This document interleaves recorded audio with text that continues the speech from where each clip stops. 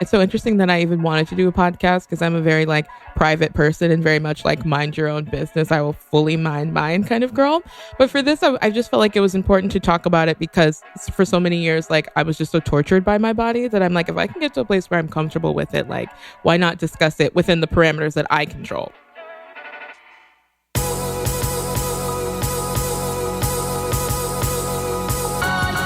You're listening to the Almost 30 podcast, a lifestyle podcast hosted by Krista Williams and Lindsay Simsick.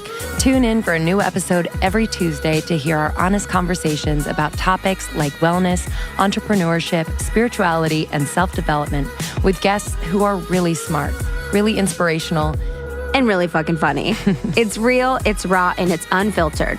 Inspired by our transition from our 20s to our 30s, we realized it's so much more than that. Our mission is to provide you with the tools, guidance, and motivation to help you navigate any transitions in your life and propel your personal growth. Thanks so much for tuning into the Almost 30 podcast. Here we go.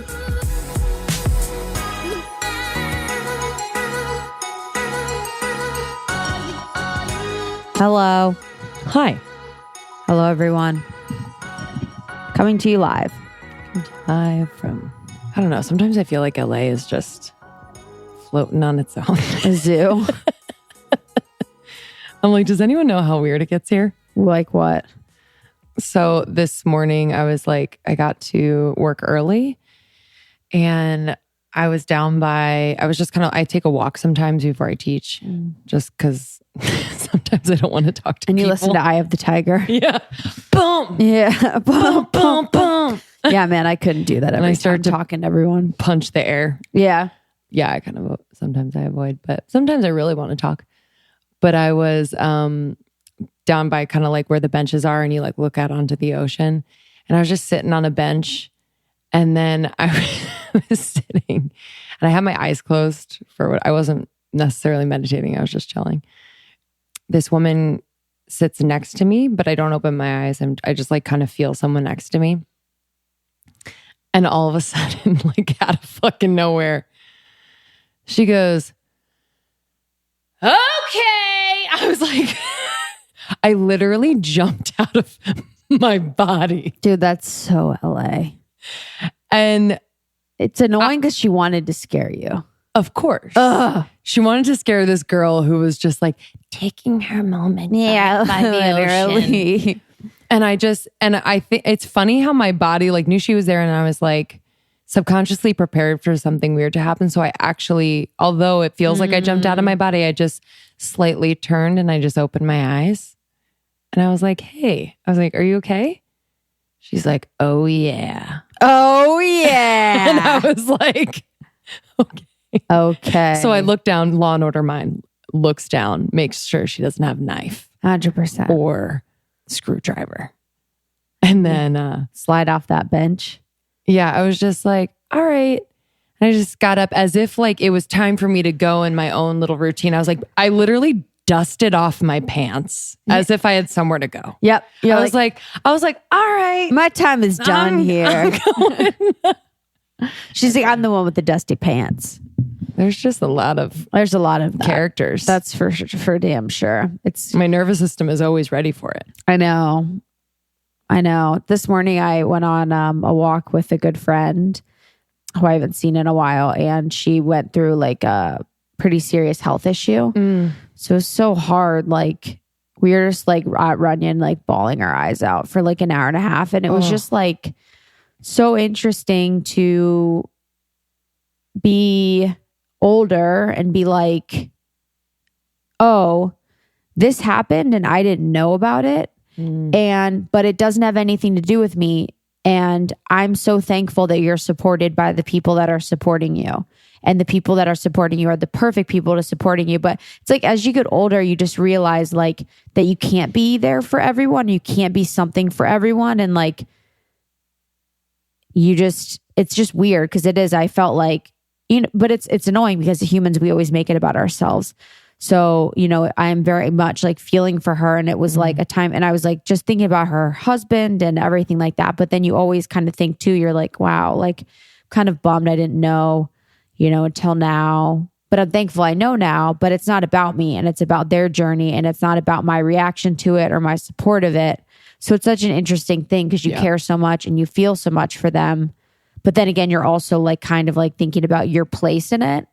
Totally. You know, it's I think crazy. That's normal. Yeah. I know. I just felt like, but I mean, I'm just so thankful she's like so supported, but it was just crazy. I was like, oh man, I have a headache now thinking about it. It was really sad.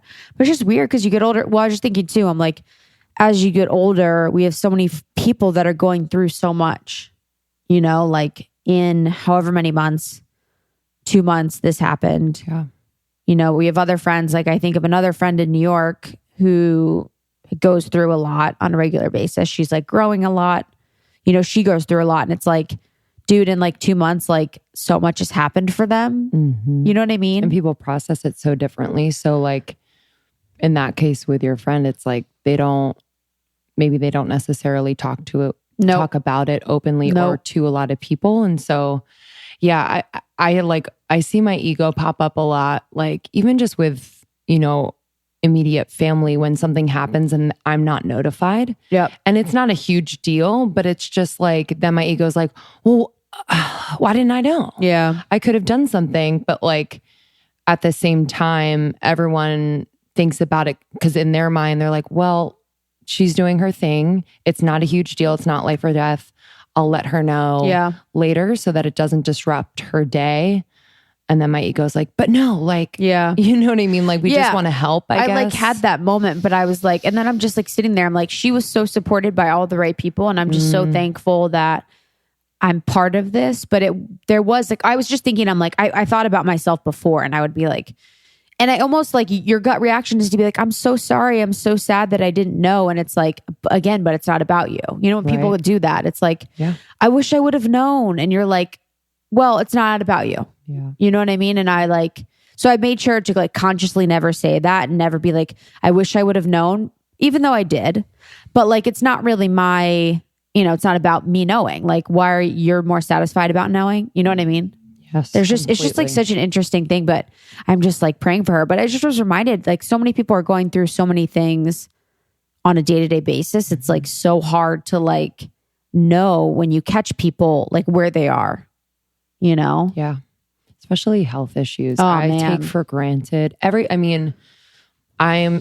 feel so lucky. I don't have anything that is chronic. I don't have anything that is a daily struggle, but I know a lot of people who do. And it's like, how does that affect like not just your health, but like your relationships, your sense like Jordan. of self? 100%. And like we're talking about Jordan Young, our balanced blonde. Yeah. So someone Jordan we love has and adore. Lyme's disease, and so many things have been happening for her. You know, she met the love of her life. She got engaged, but she's also like fighting for her health every single day. And it's become her job to try and feel good. Like just feeling good is a real, just normal struggle for her. And so like, I'm grateful that she's kind of putting herself out there because I know a lot of people are benefiting from seeing how she is able to, on a daily basis, cope with it. But I mean, I can't imagine. When health stuff happens, you're like, you know, and I just kept thinking of her husband, who I adore, my friend's dear husband, I adore. I die for him. I cry thinking about him. And just like men sometimes don't really have, you know, an opportunity to process like we do too. You know, so you could ask them like, how are you feeling? Like, what are your thoughts on things? But they oftentimes don't really have the ability to like vocalize how they feel and like move through it or express it. So, you know, I always like think too, I'm like worried. I'm not worried about him at all. Like he's totally fine.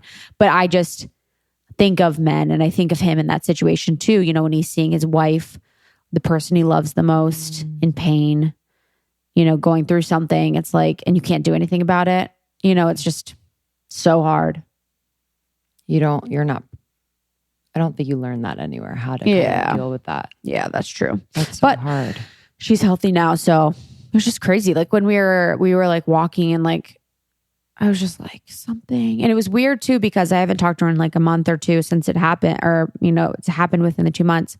And I texted her like 4 weeks ago, and it was a week after it happened. I was just thinking of her one day. It was like Sunday, and I was like, oh, I love her so much. I miss her. I hope she's doing well. And I just texted her. I was like, I just want you to know I love you so much. It was like a few days after she got back from the hospital. It's like, ugh. Wow. Yeah. But crazy. It was just really sad. But that's getting older, I know.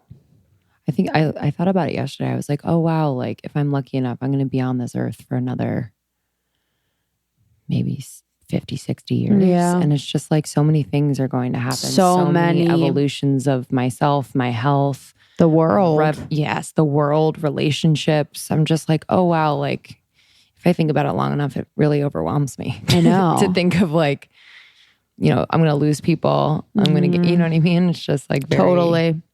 I think about that too. Like I have a good friend who knows so many people. She's like friends with so many people. So she's had a lot of loss because she knows so many people. You know what I mean? I'm like, because you have such a wide net, like you have had a lot of loss. Your family's huge, So it's almost like you have all that love, but then you have more loss sometimes, and you have a bigger family because you experience it more because you know more people.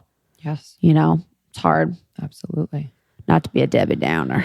No, not at all. Well, I'm glad she's doing better. Yeah. I'm so glad. So glad, y'all.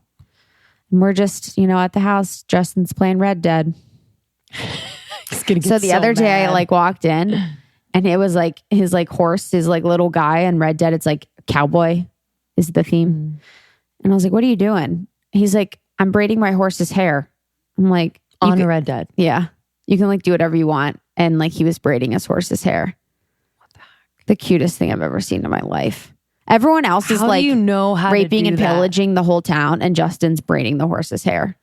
Literally, like you rob, you can kill, you can like rape and pillage for like tons of money, and Justin's like wandering around on his horse, like in the fields, like braiding his hair. Are you playing with other people? No. And so it's just you. It's like an open scene. You can kind of do whatever you want. You have these missions. It's like, do you have to research like how to braid the horse's hair, or does he just know as a boy? Just knows as a boy. But I guess he just tried and he could.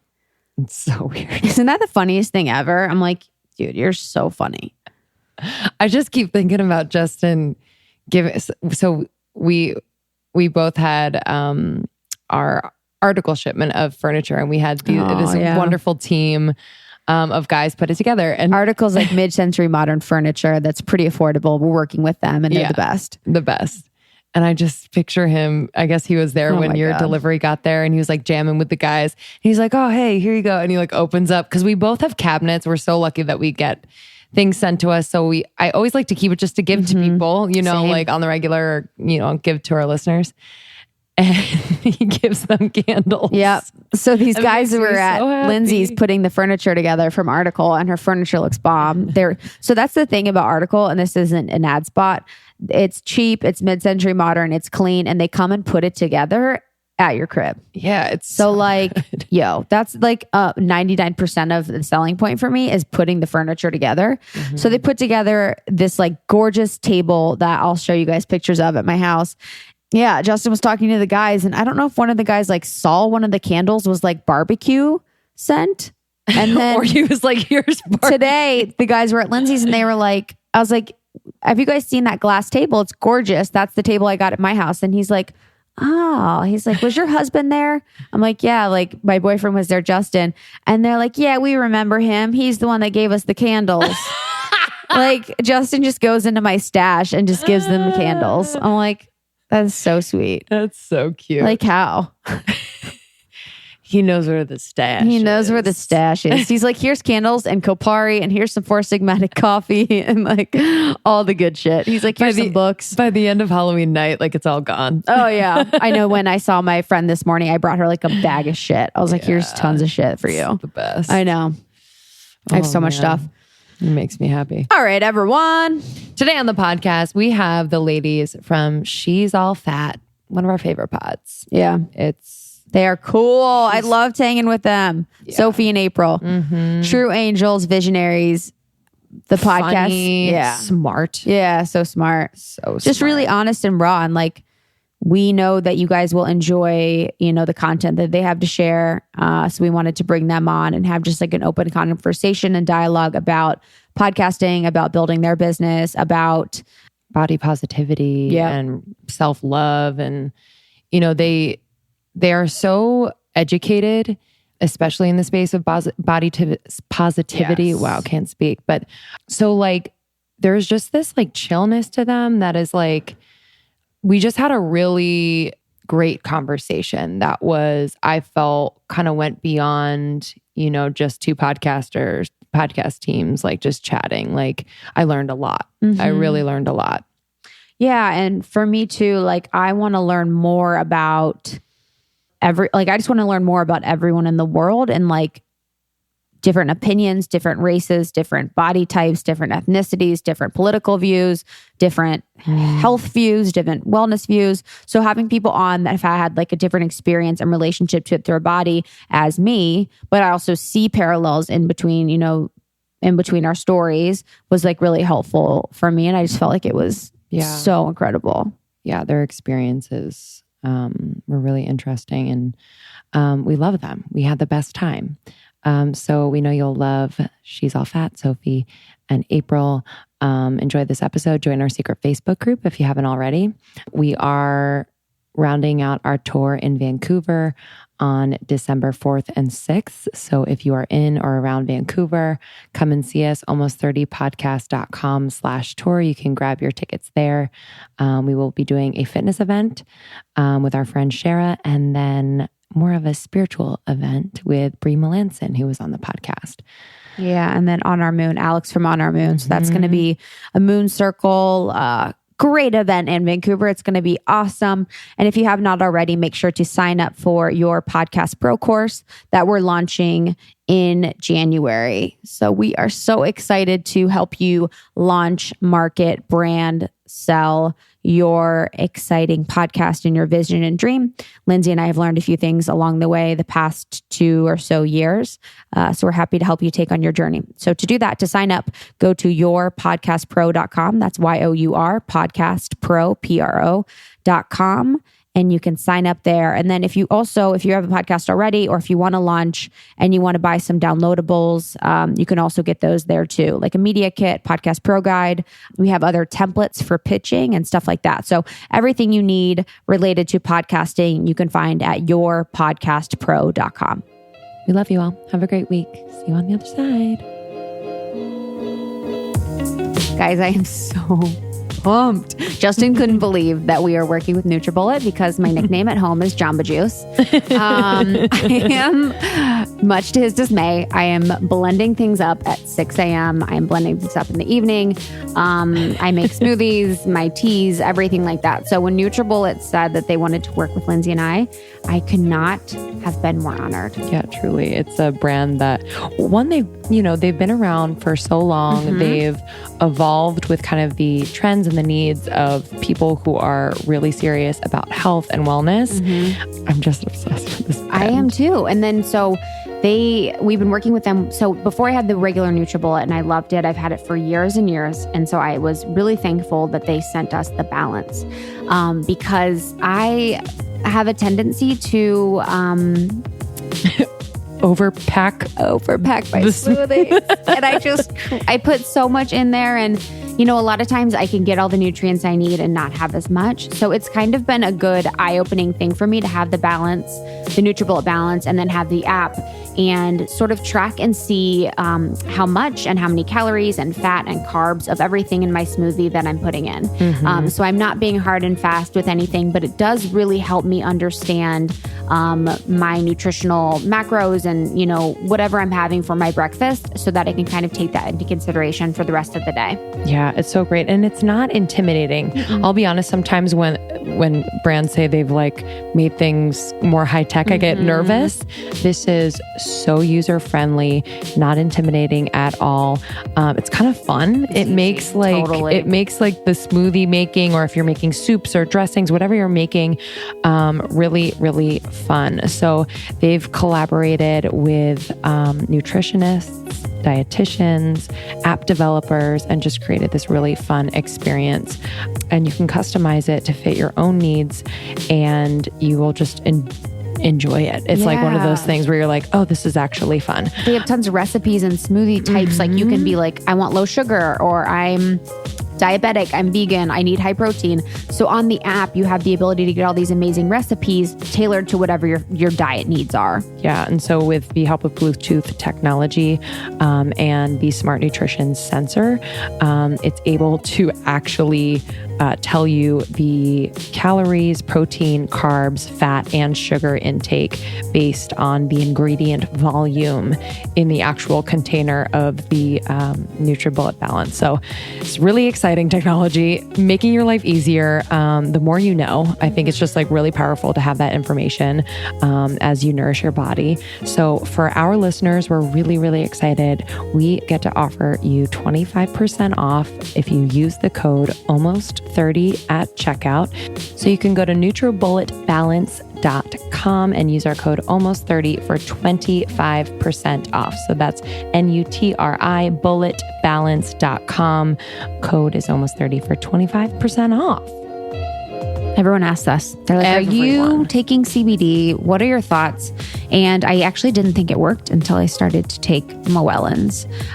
So I've been using it just at night when I kind of need to relax. I've had a long day. My mind is going and I don't want to be anymore.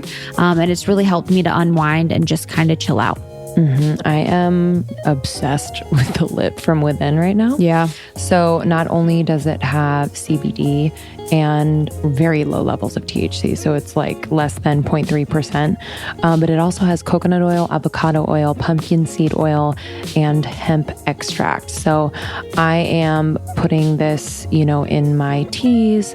I can even just put it underneath my tongue, but I like to put it in things, beverages, spreads, whatever you want. It restores emotional balance, limits side effects of any stress I'm feeling. It just kind of brings me back to like feeling like my best self. And I love this brand. Amy Duncan, the founder, truly cares about what we put in our bodies, and her passion for CBD as something that can heal from the inside out is really palpable, even when you meet her. She's the best. So Moellons.com, and you can use our code ALMOST30 for 10% off your first order. So that's MOWELLENS.com and use the code ALMOST30 for 10% off. Enjoy.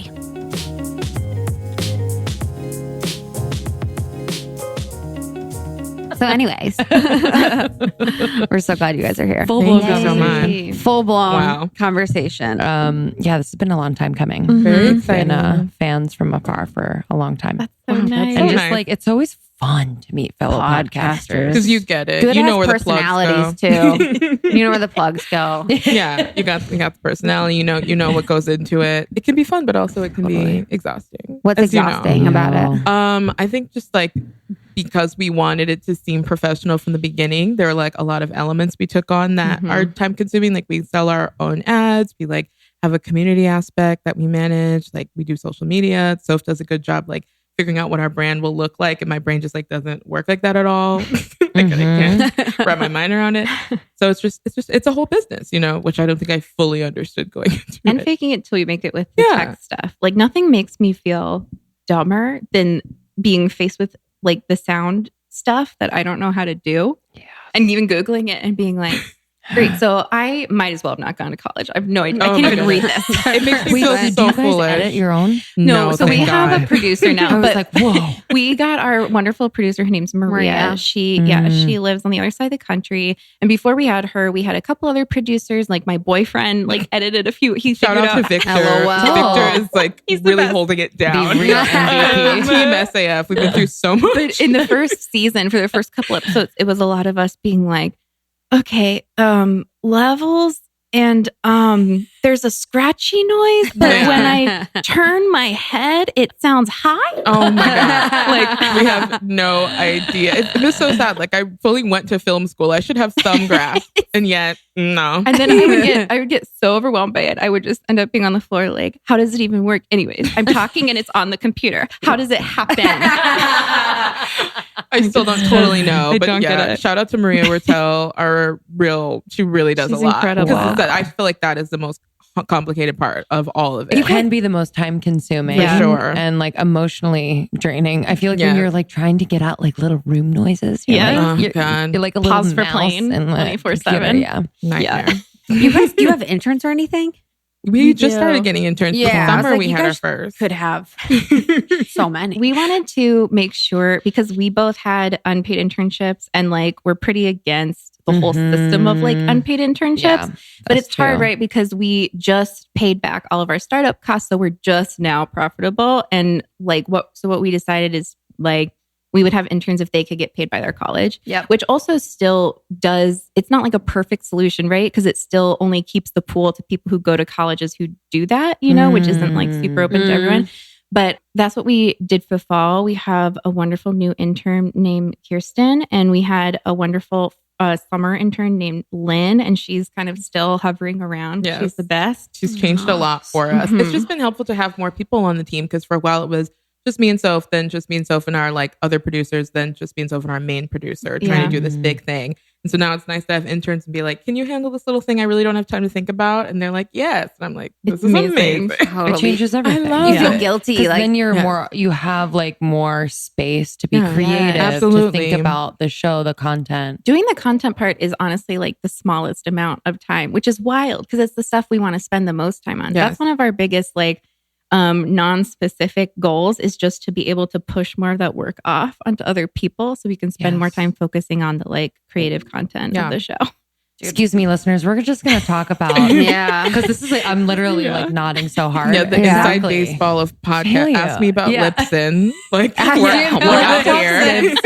I got my bullet point. Turn it on, Rob from April. Lipson. Oh, it's hell. It's hell.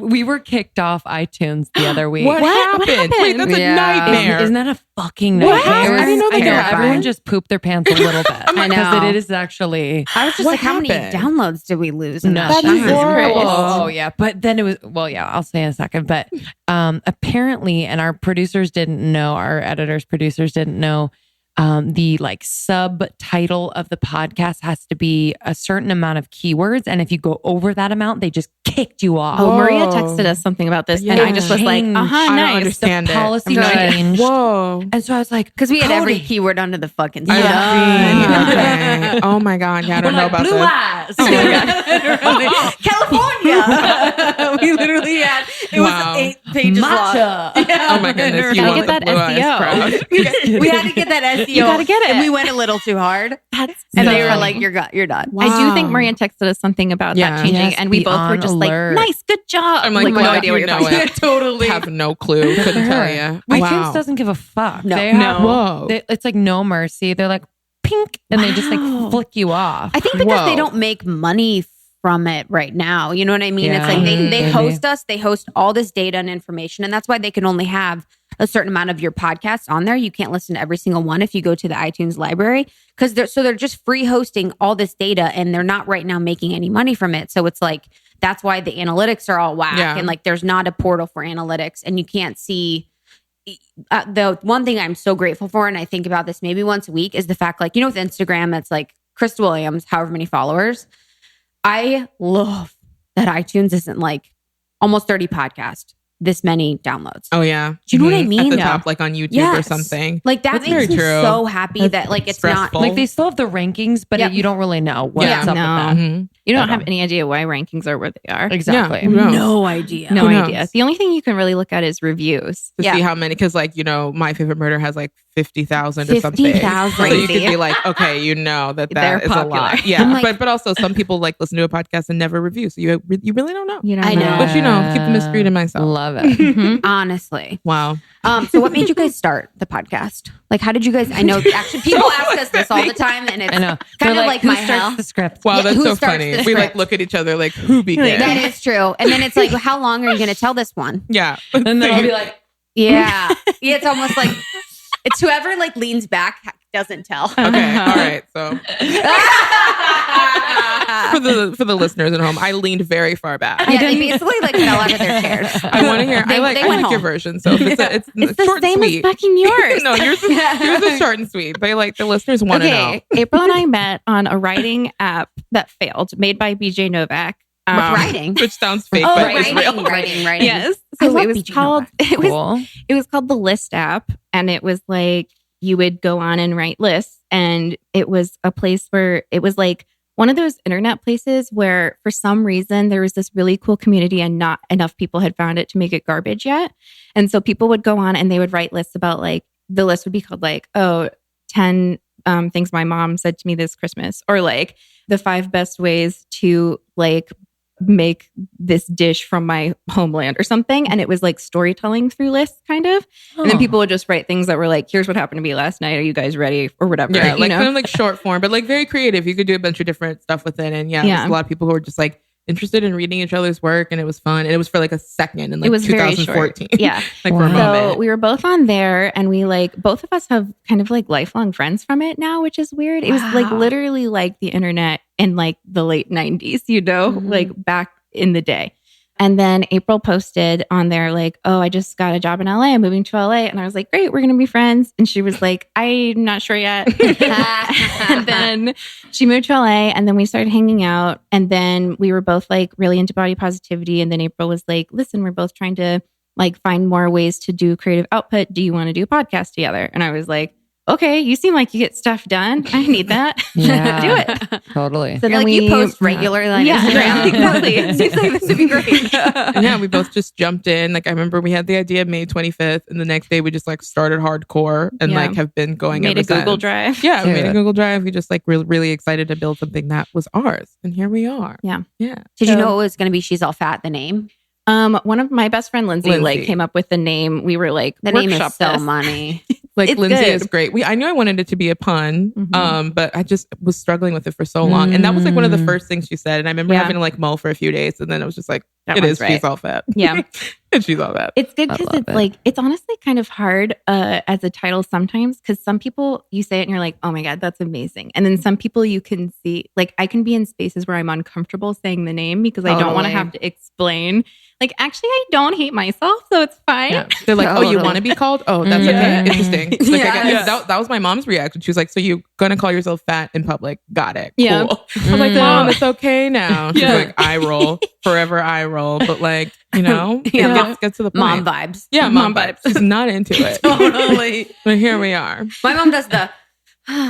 It's an eye roll Oh and my it's a goodness. breath. I wish my mother would be subtle. Oh my- She's like, get subtle. married, lose Oh weight. my God. Like, she's not subtle, but I love the honestly. My name. mom's pretty into it. She's been our number one largest supporter on Patreon Yes. since day one. Since Oh, day and one. she's still- that's Oh my mom God. She's incredible. She's I always love her. texting me like, I can't access the content. You have to show me. Okay. So sweet. I'll help you. She can't figure out how to listen except for in the car because it automatically connects to her phone. Yep. So she's like 2 seasons behind. Poor thing. But she's working on it. Yes. She's Wow. great. My mom just started listening. It's My mom listens to the most random ones. I And then my know. dad listens to most of them except for the ones about crystals and sex. Mhm. Nice. My It's dad like, still thinks great. it's a blog. He's like, how's your blog? I do Oh have my a blog, goodness. but I'm like, It's not Not that. really what I'm doing. No, my dad asked me like, how is it transmitted? I was like, how would I answer that? Like he's like doesn't understand. I was like, oh, it's like a radio show, and he's like, if it's a radio show, how is it transmitted? I'm like, what? He's like, also station? I'm moving to Mars. What? Like it's just the way his brain works is so opposite. But no, my mom like will listen to every episode, but she just has some thoughts about. You Does know. she tell you? Oh yeah, she's very like What is that? upfront What has that been like? Kind of sharing so openly from the get go. as far as like with our listeners or like with our Both. parents. I think Yeah. like first friends and family, and then Okay. listeners. I mean, with me, it's so interesting that I even wanted to do a podcast because I'm a very like private person and very much like mind your own business. I will fully mind mine kind of girl. But for this, I just felt like it was important to talk about it because for so many years, like I was just so tortured by my body that I'm like, if I can get to a place where I'm comfortable with it, like why not discuss it within the parameters that I control? Like there's certain things that we don't talk about and there's certain things that like we edit out if we like feel like we share too much. Yes. So I'm like, I'm willing to share within a controlled environment, you know? My most said statement on the podcast is, Maria, cut that out. Like, shut up. I said that wrong. Very Maria, let me true. say that again. Very true. You know, we get to control how it comes out, but we also get to be as open as we want. I think that's the perfect fit. Yeah. Yeah. And it's like you're just with your friend. Yeah, exactly. Yeah. You know, it's like doesn't feel like people are always like, oh, how do you share all of that? You know, I'm like, because I'm in my friend's house. Literally. Yeah, just chilling. We're at our friend's house. So sometimes Yeah. it's like, ugh. But family, my mom just started listening and it's been like a few conversations. Really? Oh, Yeah, for oh, sure. fuck yeah. Mhm. My mom is very supportive. I'm pretty lucky. Both my parents are. And honestly, it's been funny. Like most of my friends, I would say, are actually thin or straight size. And all of them kind of saw me along the journey of going from like really hating myself, really trying to diet like 24/7, trying to support me in that. And then along the path till when I was like, actually, I think I'm going to do this. They're like, okay. And so now like most of my close friends, I mean, all my close friends are like very supportive and on board with everything. And sometimes we'll, especially if it's thin girls who have never like practiced being an ally in this specific way, they'll sometimes like flounder a little bit in real life situations, but then they'll be like, okay, next time I'll blah, blah, blah. Like I know what to do. So I feel like pretty much everyone has been very, I've never had someone be like, I can't support you anymore. No, because it's also like if you don't support it, you just won't listen to my hour-long podcast. Totally. Like, no, yeah, it's been nice to hear from people. And even with my mom like wishes I would lose weight, but she's also excited that I've got to a place where I'm like comfortable with myself and build something from the ground up. And so it's been nice to feel supported. Yeah. Whenever I like correct my mom about something, she'll just be like, okay, well, you have to be patient with me. I'm listening to this very radical podcast. I really like Soph's mom. Yeah. She's so She's funny. Very true. Oh my goodness. Yeah. What has like been each of your kind of relationships in the journey with your bodies? Well, for me, I grew up in a household where we were always on a diet together. So I had like a single mom. I have older sisters. And then at some point, my grandma joined us. And it was always kind of like, it was like a family activity. Like we're going to go to the mall and then we're all going to be on a diet together, which is not the best environment to grow up in. And it's also was kind of complicated because my parents are immigrants. They're from Liberia. So like the ideal standard of beauty that my mom was trying to get me to fit is not the same as the American one. Like she never wanted me to be like a size 2. She just wanted me to be like, you know, Beyonce, but slightly thicker. So it was like I was aspiring to like very specific type of body that my body naturally was not. And like everybody in my family is pretty much around my same size, but like trying to get smaller.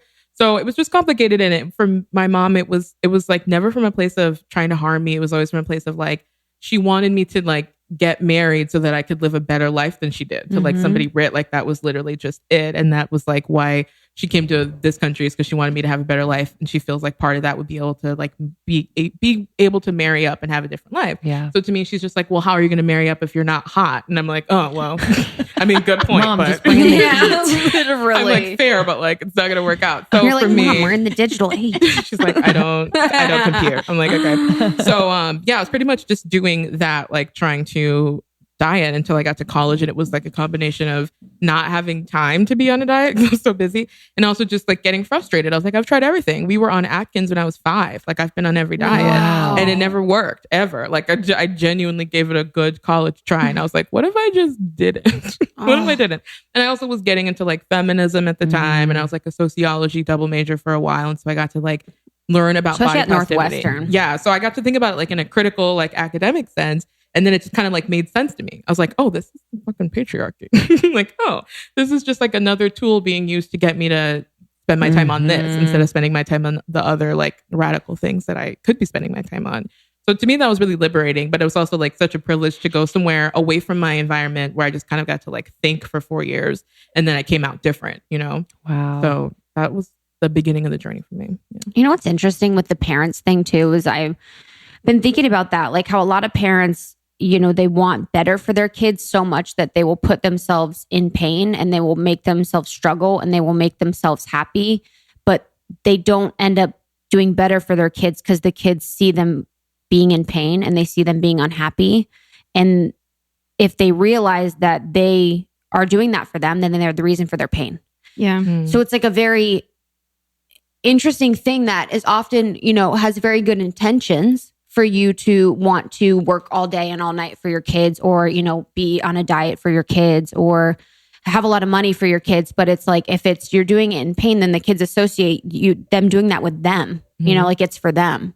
So it's like a very interesting thing that I've been thinking about lately. Like with your mom, it's like she wants you to be, and my mom, in different ways had like a same sentiment. That was her number one thing. She never wanted me to be heavy or fat or anything like that, because she felt like she always was. So there was always like that sort of pressure was like in good intention. She had an experience that made her feel like she didn't want me to be a certain type of way, but then it's like, it becomes very painful for you because you're taking a lot of that on. So that was just something I was thinking about when you were talking about that. And then when in college, did you like become woke, or were you like angry almost? Because I think sometimes when you get all this knowledge, you like almost become a little angry because you like realize everything that's going on. Oh, absolutely. I so had that like obnoxious college phase where I'm just like, you know what? The man, and you know what else? Totally. The government. I just got really upset. I mean, I think the truth is that I was always angry, but I didn't really acknowledge it or had a way to like express it or unleash it. And then when I got to that place where I kind of just had 4 years to like think and understand what was going inside of me, it all just came out. And yeah, I got very angry for like most of college. And then I was like, mellowed out by the end of it. But I think the anger was productive because it was a way for me to sort of acknowledge like all this stuff inside of me. I was like, I always felt like things were more challenging for me, but I couldn't put my finger on it. And now it's like, oh yeah, I'm marginalized in a bunch of different ways. I'm like fat, grew up poor. My parents are immigrants, and I didn't have a way to like unpack that until I was able to get educated. And then it just turned into like fury. Yeah, I was like angry protesting like 24/7. Yeah. I Like that, was like, girl. there's nothing to protest today. You're like, I'm not taking a day off. You know what? And the trees as well. Like I was just like pissed. Yeah, like you're like, I'll find something. Yeah, exactly. Sociology. I was a sociology minor. It's the best. Yeah, I switched to minor at the end because I found out I had to take stats. I was like, no, I'm not gonna. No. Dude, numbers are not my jam At all. I tried to do stats twice, and then I did a logic class instead, and I had my friend do it like with me. Exactly. So with you. Yeah. He helped me a lot with it. I'm like, I don't know how to do this. So you guys, I am having my family come to California for Thanksgiving. Woohoo! So that means mom, dad, who are divorced, we still do holidays together, Justin, and my sister. And I'm the only vegetarian one in the family. But I am going to make an amazing meal, or have Veggie Grill help me make an amazing meal for the holidays that non-vegans, non-vegetarians will also love. Yeah, they appeal to non-vegans for sure. The taste is so incredible. They season it so well. The options are endless. Anytime I go into Veggie Grill, like anything I want, salad, bowl, anything, they have it. So for the holiday time, Veggie Grill has their holiday feast. So for $74.95, you can feed 4 adults. And the feast is amazing. It includes a stuffed holiday roast, cornbread stuffing, green bean casserole, mashed yams, the cauli-mashed potatoes, which are bomb. Those are my favorite, porcini gravy, and cranberry sauce, plus additional sides. So honestly, this feast is great for both vegans and non-vegans. We love it so much. And let us know. Tag us if you go to Veggie Grill, whether during the holidays or not. We love them. It's been a lifesaver on the tour. I can't wait. So what I'm going to do is just place my order online at veggiegrill.com/holidays, and then I'll pick it up at the location that's closest to me. And then it's all ready. All I've got to do is heat it up, and we are good to go for this holidays. Four Sigmatic, the OG. Yeah, the OG. Yes, truly. Just like the tried and true. This morning I had the latte. So they have a matcha latte with maitake mushroom. Just really good. All I needed was a little dash of coconut milk, blended up. And I mean, I'm saving all that money from going and grabbing a matcha latte. 100%. And I feel great. It's a clean energy all day. It's the best. I can just always count on them.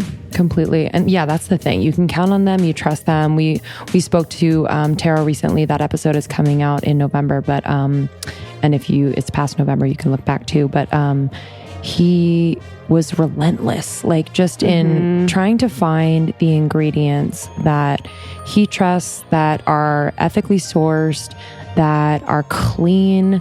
And because we asked him about a certain product, we're like, when is it coming back? And he's like, hey, I haven't found like ingredients that like are good enough for you guys yet. I was like, good answer. So they really truly care. They are fearless in the way that they promote these adaptogenic mushroom blends. Truly, there's magic in these things. So if you haven't tried Four Sigmatic, I would highly, highly, highly recommend. It's great just to create your own little ritual, maybe settle anxiety, perhaps energize you if you need to before a workout. They kind of have something for everyone in every type of situation. So you can go to foursigmatic.com/almost30 and you'll actually land on our page, and we have some of our favorite Four Sigmatic products, and then use the code almost30 at checkout for 15% off your first order.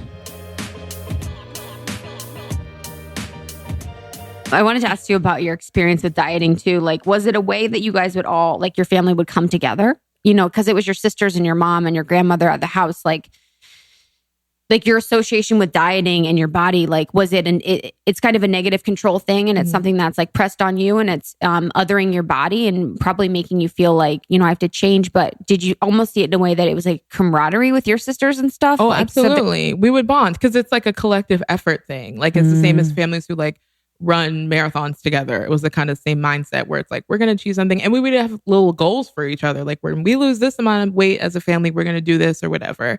And so, I mean, it was bonding, but it was also like not healthy in the long run. But it was very like, I didn't realize that was odd until like remove myself from the environment, because it was just so the norm for as far back as I can remember.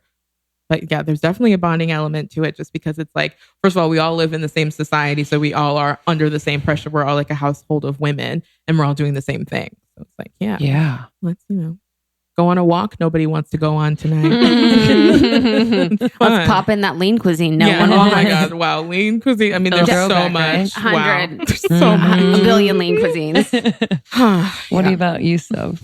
Well, mine, I feel like my relationship with my body has always been like tied up in either medical stuff or disordered stuff. My mom, my mom and I have a very different body type. Like I'm built like my dad, basically, and my mom and sister are built like each other.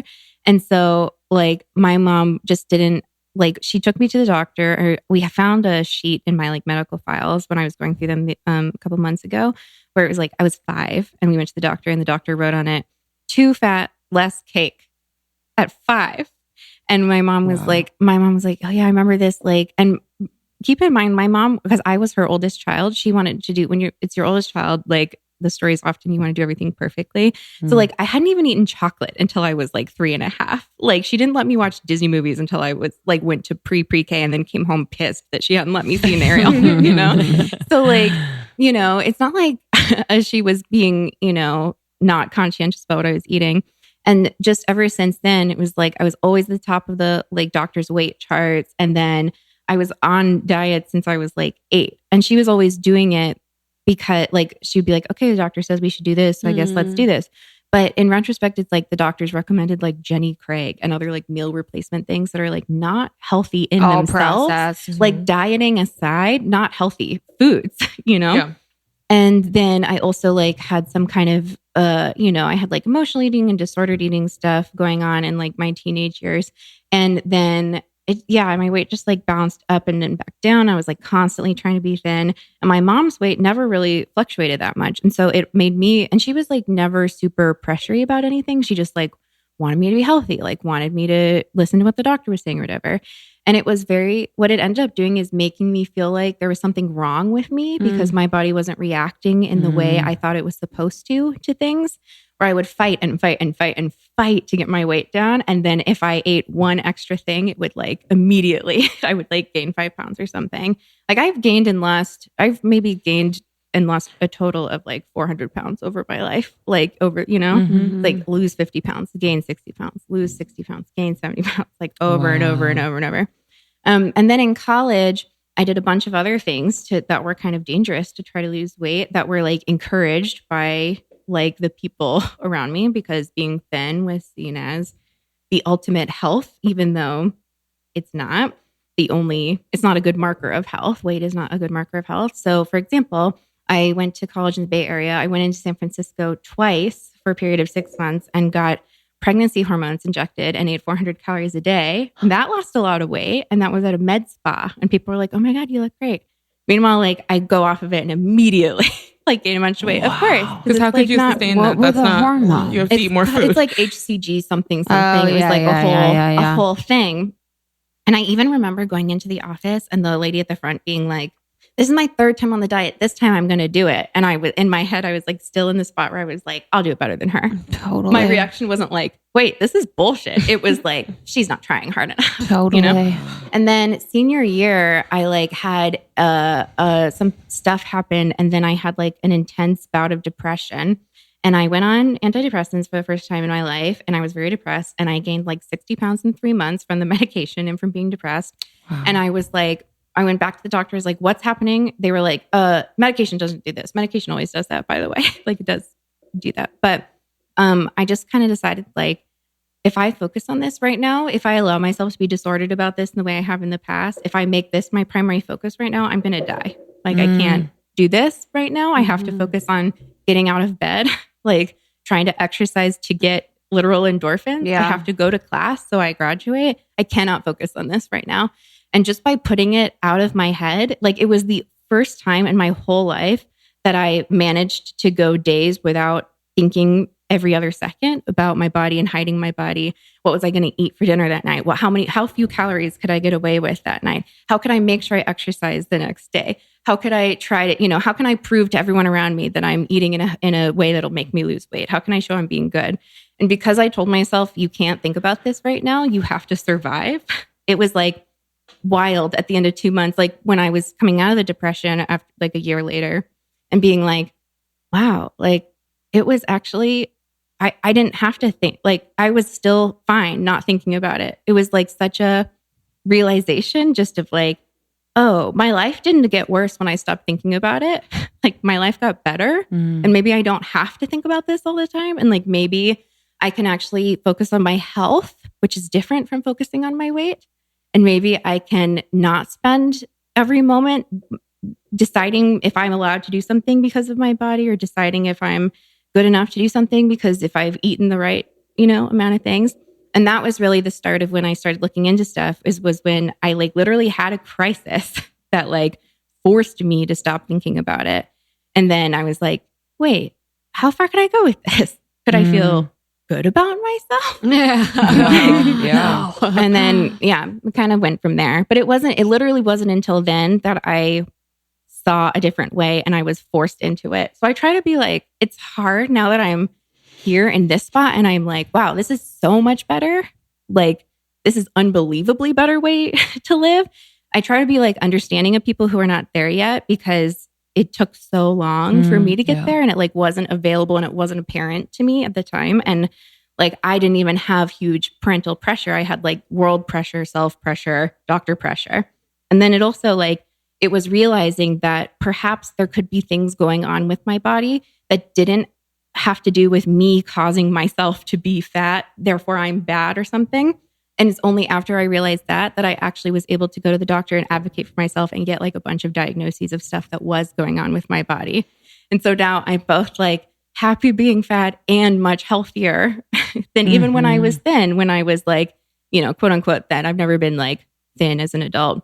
But even when I was at my thinnest, when I was like cold and shaking all the time, when I was like, felt wrong, when I was eating like broccoli and chicken for dinner 5 nights in a row and like still thinking I wasn't doing well enough or whatever. And now I'm actually like learning about, okay, how do you tell what your body wants to eat? How do you tell what, like I work with the nutritionist to find out what things are like set my body sensitive to. I have several times had to like print out studies and go into doctors to be like, I have this. This is not caused by my being fat. Look at this study. Look, you're a doctor. Pay attention.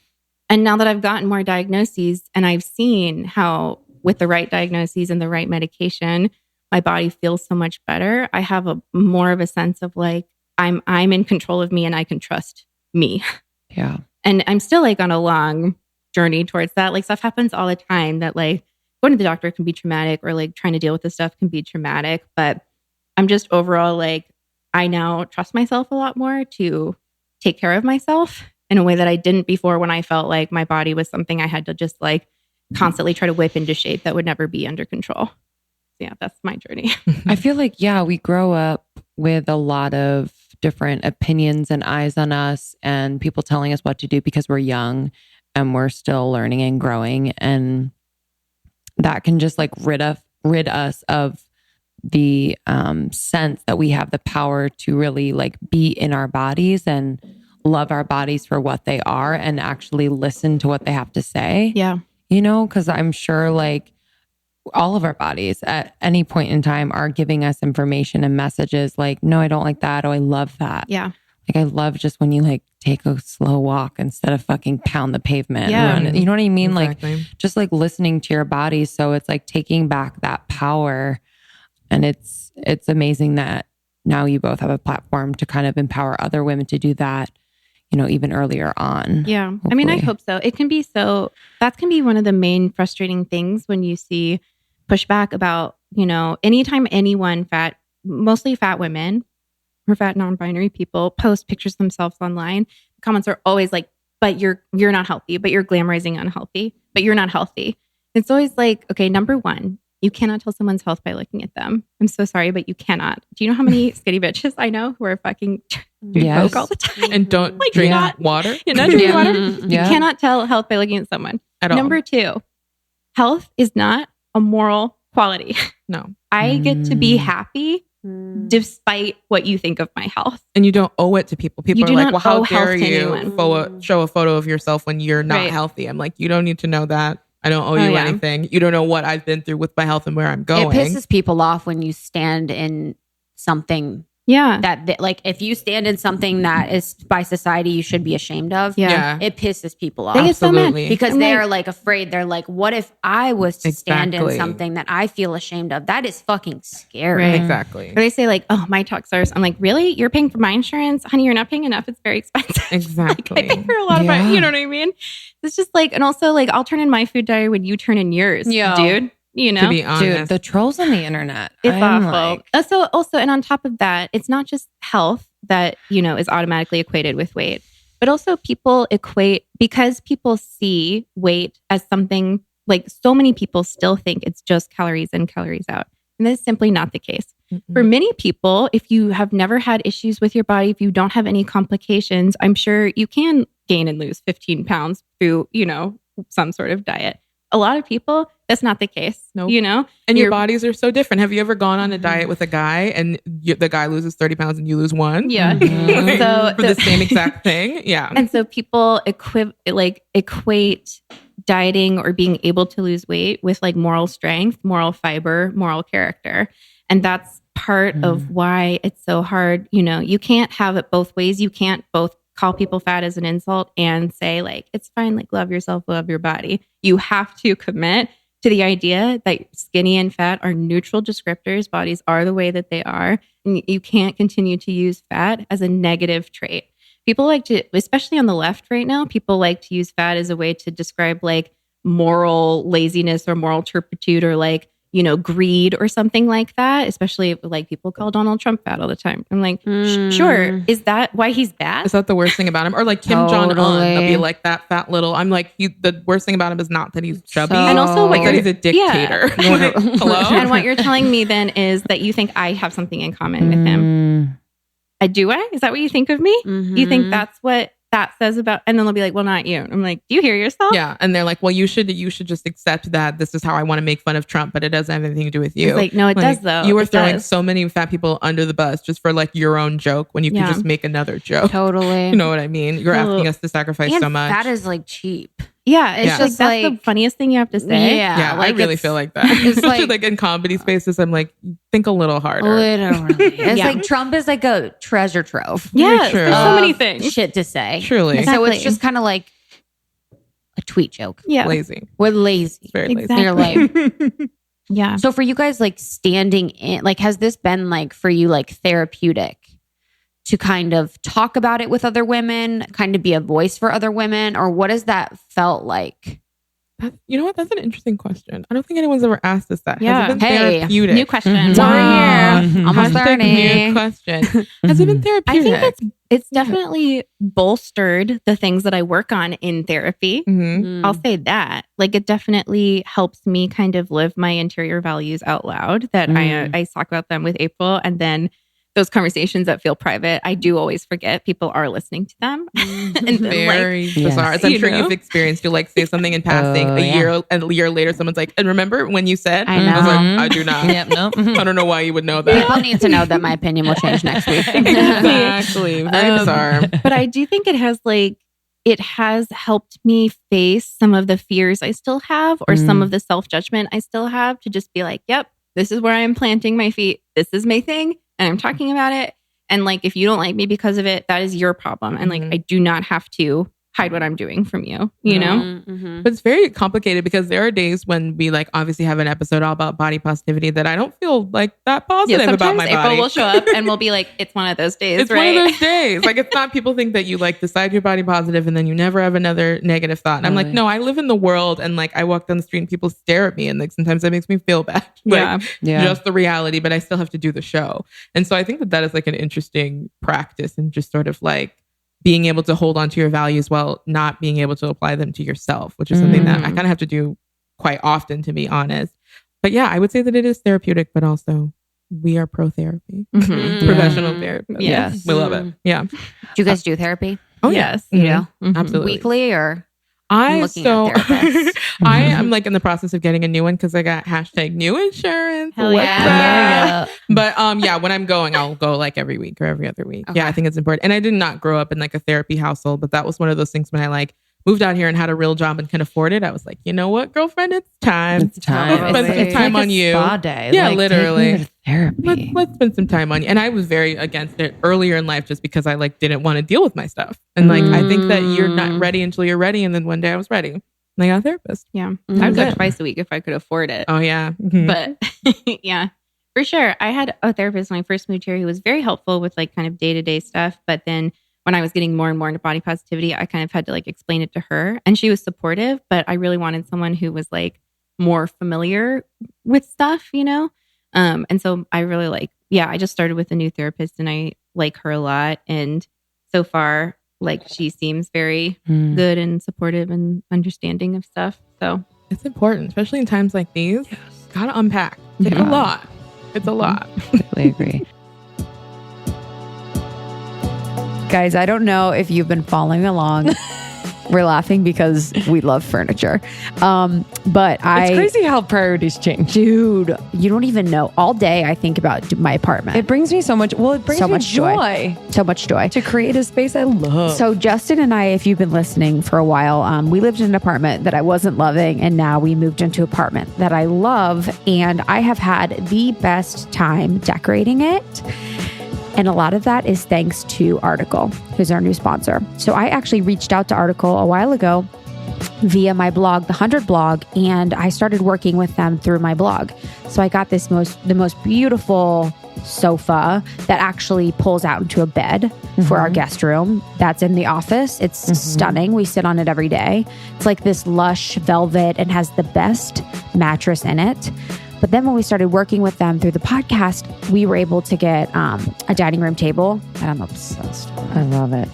It makes me feel like a very special person. It's beautiful. It's so beautiful. I've never had anything so beautiful in my house. I just love the like simple, Yes. modern, beautiful design, attention to detail. I'm kind of I like to get a deal on furniture, but I'm also a snob about the quality. So if I know it's going to fall apart, I'm like not excited about it. But I got a beautiful coffee table. It has a marble top. And then I got a great bookshelf for my room. Yeah, that bookshelf is beautiful. Trying to have my books stare at me more.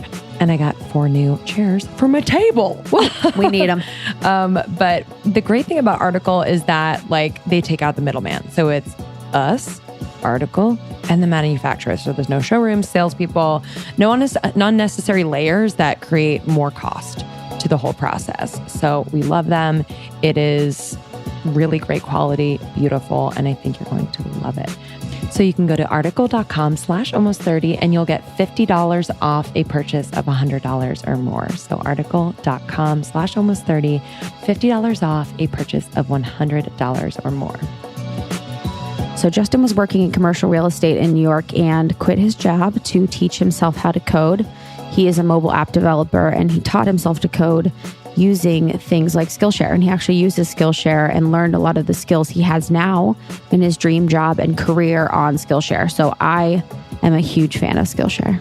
It's crazy. Like I didn't know this type of thing existed where there are so many experts and just people who have really had experience, whether it's in writing or photography, film, business, there's and like it's all blogging on there, podcasting. There's basically everything that you would want to do or learn about. You can learn about at the comfort of your own home using Skillshare. So we are huge fans of forever learning, knowing as much as we can. And especially if you're in a career and you sort of want to explore making a switch or figure out what you're passionate about, Skillshare provides a place where you can figure out your passion and learn more about things in your pajamas. Yeah, it's the best. I'm actually...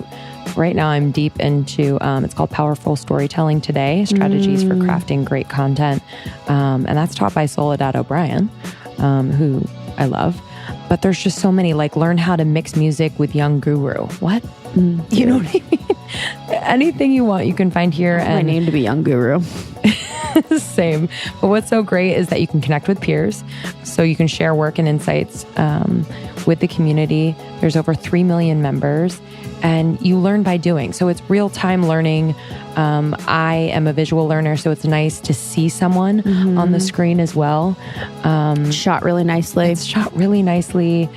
And you can really stay ahead of the curve in this way. So if you know that your industry is progressing in a certain direction, you can hop right on Skillshare and get it done. Yeah, love it. Love it. So for our listeners, really exciting. You can go to Skillshare.com. This is very big deal. Skillshare.com/almost30.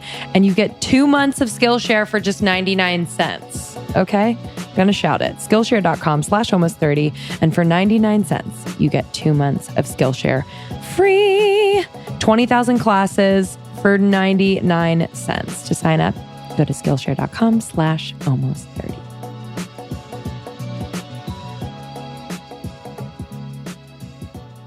Now, April, you are a writer. I am. So like TV, film? TV, yeah. Right? Mm-hmm. So just like kind of talking about like seeing yourself, ourselves, everyone, diversity on TV. Mm-hmm.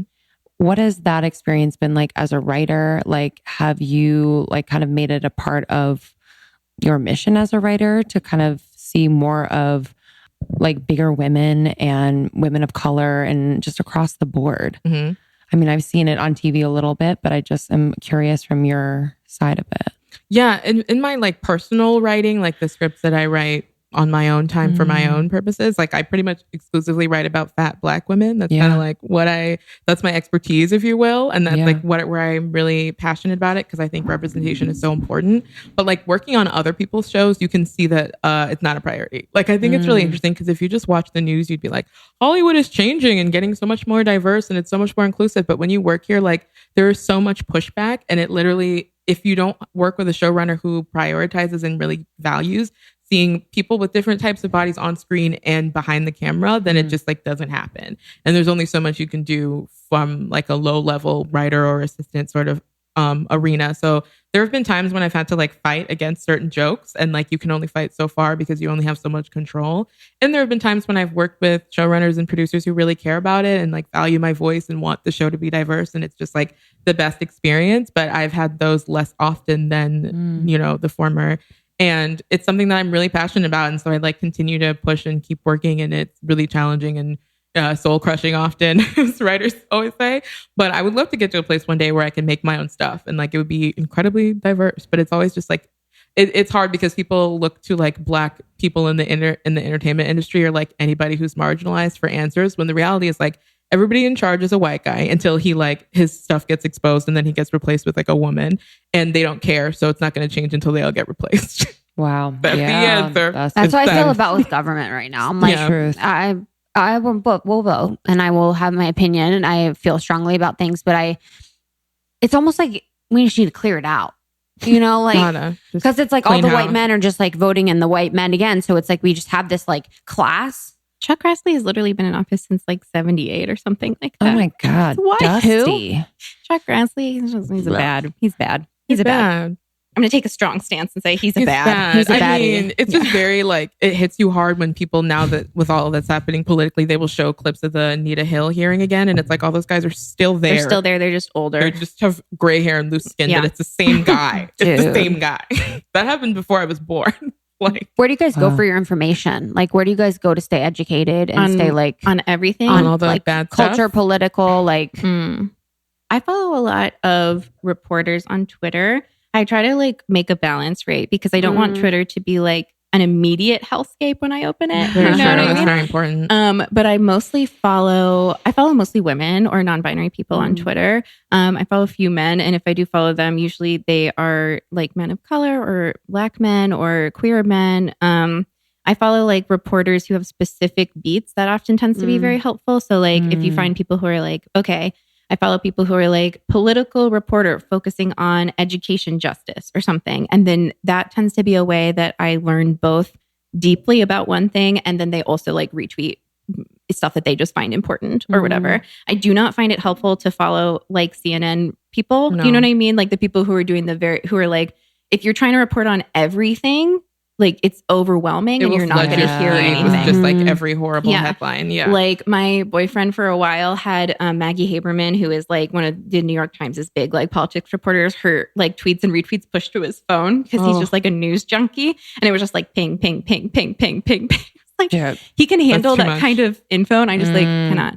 So I follow a lot of like specific reporters that helps to read a lot and then be like, oh, I liked this writer, I like the way that they talked about this. You like, for example, if you're looking for a place to start, you can usually go to a place like longform.com. They have like really interesting long form articles about topics you can be interested in, and then within those articles you'll be like, okay, this was probably written by 3 people, this piece of reporting about for example, like the school system or like the way that charter schools are working out in Arizona or something like that. Okay, so then I look at the author and then I look at the stuff that they researched in there, and like that's how you follow people who like are going to tell you information you're interested about. But yeah, I follow a lot of like experts, I would say, in specific things. Then I also follow a lot of people for when I like I follow people who post a lot of like plants and dogs. I love that. You gotta break Mix up, it up. break up the tragedy literally. with the dog. Yeah. we gotta do what we gotta do to get through. And activists. I follow a lot of Yeah. activists as well. Who's a and- good activist to follow?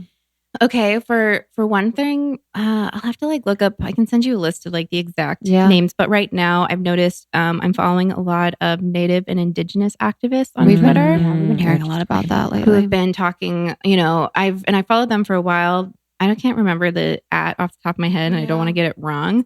But basically, especially because like this week is Columbus Day, quote unquote, or like Indigenous Peoples Day, and thinking a lot more about how even the way that we talk about the country oftentimes just takes as an assumption that we belong and own and everything. Not that I don't really think there's a way to fix it at this point, but I'm like, there's ways that we should be taking into account stuff that did happen 300 to 400 years ago, and like we listen to different voices and be like, okay, just because we fucked this up doesn't mean I think we should like just be like, oh well, you know what I mean? So it can really help to like listen to those views. It can be hard sometimes because a lot of them will be like, I hate white people, just like straight out. And you're like, it hurts, Yeah. but like I get it. Yeah, you're like You me know? too. So it's like, following accounts that feel like a little bit like they push at my own defensiveness can be very helpful for me to be like, okay, that's fine. They're like,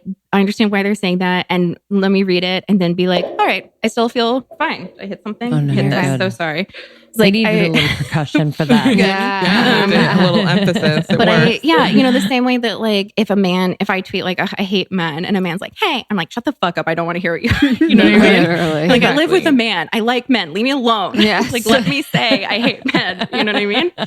But it can be very useful, I find, for like the defensiveness that is hard to get rid of when you are white, to follow a lot of those voices and be like, I need to like elevate these voices that are saying things that like I would never have the education or identity to be able to say on my own. So yeah, I follow a lot of Indigenous activists. I also follow a lot of disabled activists who talk about access to spaces. That's another thing. I have invisible disabilities, like health disabilities and like mental health disabilities, but I don't have super visible ones except for like access in terms of like seat width or something like that. That can be very helpful to learn about things that I'm not going to see or notice when I necessarily walk in a space. And then obviously I follow Black Lives Matter organizing people, or like Me Too, or like Flint Water organizing people, that kind of thing. Yeah, I find that going through activists has been the most helpful to me, because it's like, especially at a time like this, I don't want my news to be presented in like a neutral way. So I kind of want an activist to already be presenting it critically, so I know where to like start the thought process. So of course we'll send you our list afterwards. But the first person that comes to mind is Brittany Packett. She was somebody who was like first involved in like the Ferguson protests, and then became like an activist and an educator afterwards. And I just think she's so smart and able to sort of like distill all the badness into like an easy to comprehend like little nugget, which I appreciate. And then also you asked about culture. For me, like I love the podcast Still Processing. Like they will take one small topic. So like most recently, what did they do an episode about? Oh, like Lauryn Hill. Like they'll just pick something from like popular culture or the news and like really critique it and examine it in a close lens. And it's like funny, but of course it always ties back into like what's happening currently. Yeah. And I just think they're really cool and smart.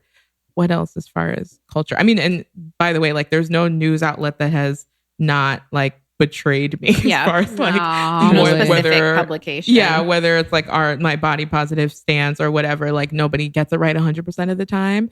But I try to consume a lot of just like critical liberal news outlets as much as I can.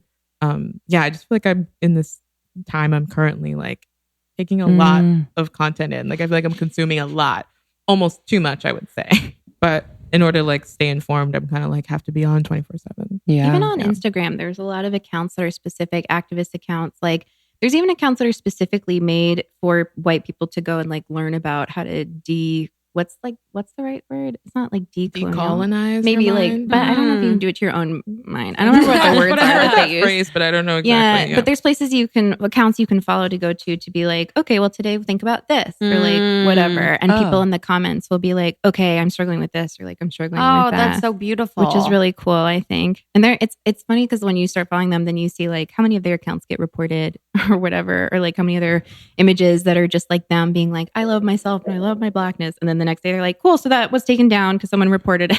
Like, it's wild. Yeah. So I don't know. It's like a balance, right? Of being like, how much can I take in? I have to only take in as much as I can digest at one time, or else it's like too overwhelming, because I don't want to shut down. I want to remain open, and I also want to take action in different ways, you know? So I like try to just like, I think on our last episode or 2 episodes ago, I like listed out what places I was donating to.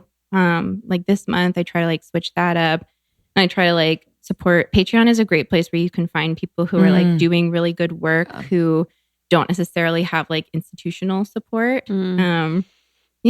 I don't know. We try to consume a lot, but sometimes you do have to take a break and like watch Real Housewives for like 4 hours. Or you'll lose it. I'm like, that's like how what keeps me going. I need my Housewives. I need my like pop culture. Yeah. Like gotta garbage. watch your garbage. I need my trash, or I'll fully lose it. I was like last night at the end of the day, we had like a long day. I was like, I'm gonna watch this Shane Dawson. Jake Paul God! thing. Don't get me started. Literally, I was like, I'm gonna watch this Shane Dawson Jake Paul shit. Oh my God. Did you get to the part where he's just like, she just taught me how to like love, and that's like talking about really Erica? sick. Yeah. Like I'm so in it, you don't even know. Dude, you're in it. I actually couldn't, because I watched, so of course, long. I watched the hate one. Wait, which one? It Which was part like are you people on? that hate Jake Paul. Okay. And it wasn't that juicy. No, it wasn't that juicy. People, was like, people in the comments, they're like, where's the tea? Yo, They where need is it. the tea? It's coming, I was though. like, there's no tea. I was like, this is very long It's and there's no coming. tea. Wait till like part 7. It's gonna go down. And Shane is always like, Yeah, he's so dramatic. goodness. Dramatic. But I'm into. I love like the YouTube personalities. I just think that's like so April's garbage. entire love YouTube it. history is just exposing X names. Love it. oh, yours is the one I was telling her today. I'm like, this is how you get a YouTube video that pops, cry, Yeah. Oh my have goodness. tears. Oh, no, my the God. thumbnail be like, Love it. Yeah, the You have to thumbnail. cry. my You have to my cry. heartbreak. My truth. Yes, my It truth. has to be called My Truth. Or And like- you're crying. Or like Coming I've been clean. hiding something. yes, crying in your empty apartment. Yes, in your empty Oh apartment. my God, I Coming love clean it. for you guys. Coming Yes, clean. coming Yeah. clean. All the furniture. The truth. Yeah, The truth. We broke up. The truth. I love Shit. that garbage Oh my God. so much. And they're like 17. And you're like, yeah, like, Dude, what's going on? 100%. You don't Yeah, even they're know like, it. I know you guys thought we'd be together forever, but we broke up. You're literally 17 years old. Like, and you guys about to imagine. make a mansion that you live in together? Like, So confused. foolish. Oh, I love it. So, I you know, love it. yeah. In order to be able to digest some of the heavier I stuff, know. you do got to spend your time doing this other shit. You Oh, need that's it. too much. Where do you guys, You do you need guys it. like talk to other people, like your friends? Do you guys have these like conversations about things that you're reading and stuff? Like, how do you, so you're taking in the information critically and then do you like process it on your own, or how do you guys process it? Well, we're like very different personality types, which I think Yeah. makes the podcast work. Yeah. But so me, I'm like very much an internal processor. So I'll like read something, think about it by myself for like a week, and then I'll have something to say about Yeah. it. That's like the only way I can get stuff through. But yeah, it's nice to have people in my life who are like similarly minded, so that I have a place to just kind of like unpack all this stuff when I'm ready. I'm Yeah. the opposite. I need to process out loud. Usually I talk to totally. my friends about it. And my friends are either like, I'm probably more like wanting to process out loud than most of them. It's like, I feel like a lot of extroverts attract like, all my good friends are introverts. And I'm like, you also want to go out tonight? Okay, we can stay in. It's whatever. But I also like my boyfriend and my sister are both like people who work in policy and are very plugged in. So it honestly is often like, I'll be like, can you explain this thing to me? And they can like talk it through with me. Sometimes I have to tell my boyfriend to stop talking about it because he can like, he's so informed about like the whole history. He has a much wider context for everything. So sometimes when I get really freaked out by things, he's like, okay, well, look at it in this way. And like, we can think about it through this way. And he thinks because he understands more and like in a deeper way, he's more able to pull back and feel less freaked out by things, if that makes sense. And so that's like very helpful for me as well, because sometimes I'll just read stuff and then I'll be like, this is terrible. Children are in cages in the water and we're killing and then I just get like really So much. too worked up. It's like actually kids have been cages before. Yeah, it's a little bit. I mean, It's that's like, not comforting. Yeah, but- literally, you're like, what? yeah, exactly. Wow. So yeah, I think it's important to have people to process it with. I have a couple of friends who like have very conservative families, and I'm very like grateful that my close family is like not conservative, because I think that would be very hard for my personality type personally. I'd just be in fights like constantly, and so I feel very like lucky that like my mom and sister and dad are all like, I'm more of a socialist than most of them, but like that we're at least not fighting about having Fox News on or something. Yeah. You know what I mean? What about like as your community has grown through the podcast? We recently spoke to our friend Alok Badmenon, and I'm sure you know Alok. Yeah, he went to Stanford with me. We like have a lot of mutuals. Casual. We got mutuals. That was incredible. Oh my God. We were talking about how within his own community there are, I think folks, they, theirs, they, them, right? yes, Yeah. thank you, and how they have kind of discrimination within the community. Yeah. So some people don't see Alok as trans or even a part of the community.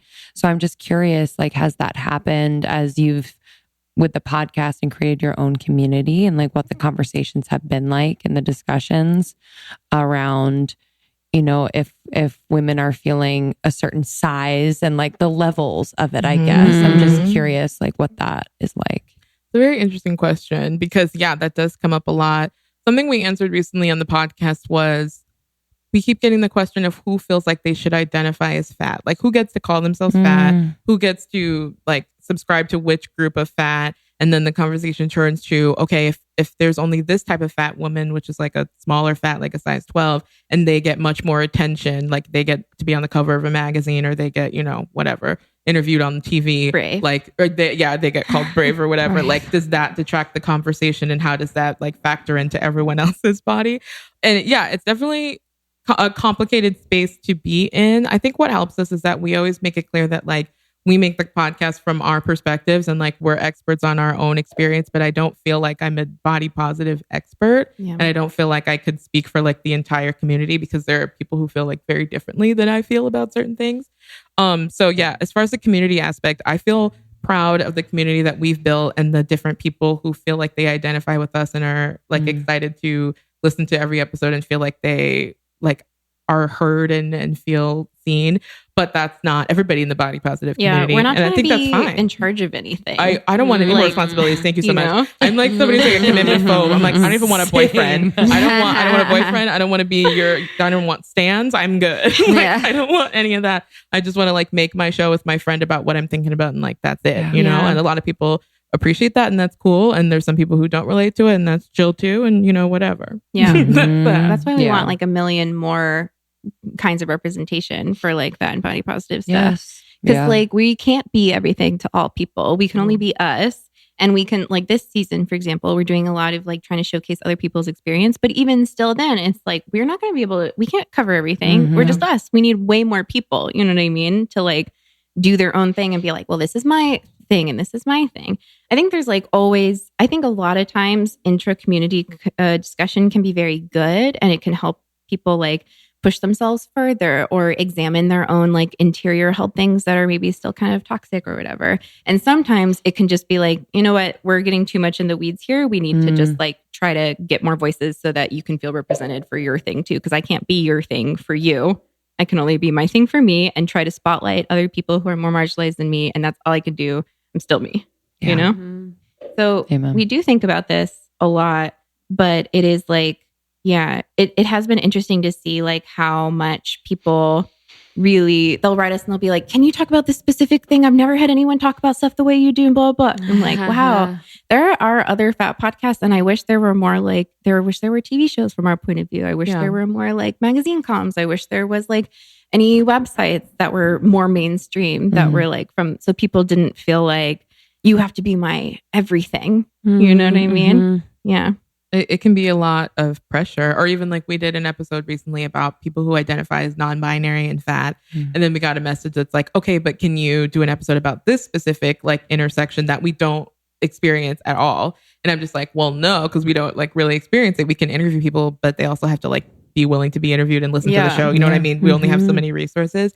But yeah, it just makes me like want to encourage other people to like make your podcast, like make your platform, because it has to, I want like the market to be like saturated with like fat podcasts with like your specific intersection, because clearly people are ready for it and people really like value the experience of being like, this makes me feel seen. I feel like understood by this, and I want more people to have that. But like, we can't which do it is by not ourselves. to say like don't call us out for whatever. No, there's plenty of all. stuff, but like just to say that like we have to feel like we're either being good stewards of whoever we're representing, or we're just telling our own experience. Like I'm not willing to be like, and here is this thing I'm not sure about that I don't know that I'm going to portray in a like respectful way. You know what I mean? So it's got to be like, I got to do my stuff. But yeah, I just want to like make sure that when I'm representing experiences that aren't mine, I'm doing it in the best possible way, which is why we're like, yes, please, more. We want more. Exactly. There's space for so many people. There's not a limited number. You know, and there's not just one community. Yeah. Like there's the community of people who listen to us, and that might intersect with like a greater body positive community. But to be honest, we get emails all the time that are like, I never heard of this before your podcast. So like, no, they're not a part of like the body positive community because they didn't know it existed. And they heard the podcast and it was introduced to them. So I'm like, please do more. But I understand that like that comes from a place of privilege, because like to do our show and to do it in a way where we wanted it to sound really professional, like that took a lot of money and like a lot of resources and a lot of time, and like that, you know, not everyone is like afforded the same privileges that we were able to make the show possible. But I still think that people should make their podcasts, like even if it sounds kind of weird for like a couple months. I think it's worth it because people really appreciate it. Yeah. I think so too. Yeah, we did it on a jank recorder. In the beginning. It's hard. It's so hard. It's really hard. It's really complicated. It is really complicated. What button do you press? I still don't know. No idea. Yeah, same. So often we've lost 2 episodes and we were so scarred by it. Oh, we've done It hurts. I actually don't want to talk. I don't want to talk about it. It's so triggering. It's very It's horrible. Every week I have anxiety. I'm like, what's gonna happen? this is it. You know, It's So I remember the first time we deleted an episode earlier that day, we're at lunch and I was like, we've never deleted an episode. And then 2 hours later, I tripped over a cord and deleted the episode. It was awful. Shut up. We tried to I plugged it into the computer and Maria tried to defrag something, and it What was does just frag I mean? What is no it? idea. What is it? What is it? I don't know. I don't know. awful. But regardless of that, make your podcast. Yeah, we want Was more. it just you two though? Yeah, there. Okay. Yeah. We've done When we it deleted with it? Yeah, a yeah. guest. Oh, And no. It's just the most devastating. That's awful. Did you re-record with them? Mm, I'm thinking of two. I'm thinking of maybe one of them we re-recorded and the other one we didn't, Oh, wow. or neither one. Dang. Heartbreaking. And what? And then that Allison. one. And there was another. Yeah. Relationship. Which one are you thinking of? Oh, I was thinking. Yeah. No, all three. Yeah. All right, Wow. cool. It hurts. Yeah. Who said that? Someone said something about that. They're like, oh, I lost the file. I'm like, yeah, you're going to lose That's the file. Of course, it's like an audio file. Black hole. What can our guests expect from you guys in 2019? Oh my goodness. Wow. I year? haven't thought about 2019. I didn't even realize Good that for the you. year was almost over till I saw Yeah. the date. I never know what day it is, I as Soph know. knows. That's how LA, that's how man. It's like, it's going to be May. And she's like, Yeah. it's July 3rd. I'm like, I have no idea. Oh my God, I have no idea. I actually have no idea. Please don't. You're like, for Taurus 2019. season. She's like, no, it's Christmas. Oh God. I have no clue. So please answer this. Okay, well, so our seasons are we're in our third season, like I said. So far, our seasons are we have a fall season and a more spring season. So I think we're going to plan out what will happen in our spring season. We have really enjoyed this season doing more of other people's experiences. I'm also I always love our media crit episodes. Yeah. What was that Yeah. noise? I don't know. I love our Just a little Yeah, I construction don't from know. our production team. Yeah. Helter just put in a reel. Yeah. It mixes it up. So I love doing our media crit episodes. And I love doing episodes where some of our most shared episodes are ones where we to say this season we did Add Our Thin Friends, which was an episode to tell thin people how to be better allies to their fat friends and community. And then we did a while ago an episode called Being the Fat Friend that was also shared a lot. So it's okay, people like episodes where we talk about the way it feels to be in this position and how to relate to the people around you. And then people also like when we tear stuff down and we're like, this book's bullshit because blah, blah, blah, blah. So all those things are going to be coming next year. We're just hoping to build up more and more. We want to pay our next intern with money. That would be Totally. Be great. I also am really excited about the episodes that are specifically requested from our listeners. Yeah. That's been the cool thing as the show has grown, as people will listen and understand us and understand the kind of thing we want to talk about. And they'd be like, okay, here's a detailed email of what you should cover point by point. We're like, cool. Thanks for making my outline for me. Yes. We're going to Right. copy and paste They're the best. and They make the influence episode. whole, yeah. It's very cool. So yeah, whatever people want that we also want to talk about, because there's some things we're like, I don't want to talk about that. Yeah. That sounds horrible. Mhm. And there's some things that I'm really excited to sort of critique and break down. So it'll be more of that. Awesome. We have fun over there at SAF. We do have fun. So fun. And we'll link it all in the show notes, and we'll link the episode at Our Thin Friends. Thank you. And then Being the Fat Friend too, and the notes too. And then we'll link your personal Instagrams and everything like that. Yay. Thank you. Well, this has been It's a been so damn fun. treat. Yeah, this has been awesome. So You guys fun. are so cool Need to hang. and so woke, and I love the branding, and I love just the way you guys approach everything. Your dynamic is great, and Thank you. the different types of episodes that you guys have are always fresh and interesting. So thanks for putting out great stuff. You're the Thank you so best. much for having us. Oh This is yes, the best. of course. You're Thank welcome. you. All right, guys. We love you. We love you. Bye. Bye. Thanks, Sophie and April. You guys so are fun. the best. Okay, review of the week. 5 stars. Never understood the obsession with podcasts until now. That's a good title. I absolutely adore this podcast. Lindsay and Krista are hilarious, and you can tell that they really do care about their listeners and providing great information. There's so many different subject matters that are covered. I don't subscribe to them all, but that's what's great. It gives you the opportunity to learn without feeling pressured to fully commit. If you're into self-deprecating humor, broadening your horizons, and having a girls' night without anyone stealing your snacks or drinking your wine, you must listen. Aw, The only negatives she doesn't know we'd take her snacks. literally. Yeah, the only negatives people usually have is their sponsor plugs, but have to make them a living, And I've tried most of them, the sponsors, and they're fabulous. That's really sweet. That's Chelsea. Oh, thanks, Chelsea. You're the best. Thank you so much. You guys can write a review on iTunes. It really helps Lindsay and I out. So really appreciate when you guys do that.